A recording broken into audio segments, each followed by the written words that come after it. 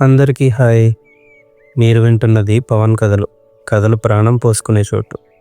ఈరోజు మన కథ పేరు గణేశుడికి ఎందుకు మొదటి పూజ.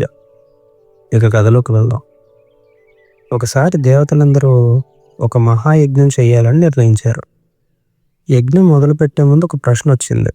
ముందుగా పూజ ఎవరికి చేయాలి అని. అప్పుడు తమ తమ గొప్పతనాన్ని చెప్పుకోవడం మొదలుపెట్టారు. అక్కడికి నారద మహర్షి వచ్చారు. వారందరినీ చూసి చిరునవ్వుతో ఇలా అన్నారు.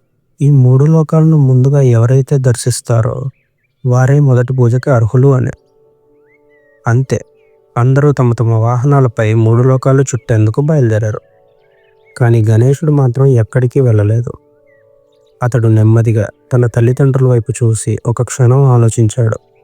తర్వాత వినయంగా, శాంతంగా తన తల్లిదండ్రుల చుట్టూ 3 ప్రదక్షిణలు చేశాడు. అందరూ ఆశ్చర్యంగా చూస్తుండగా గణేశుడు ఇలా అన్నాడు.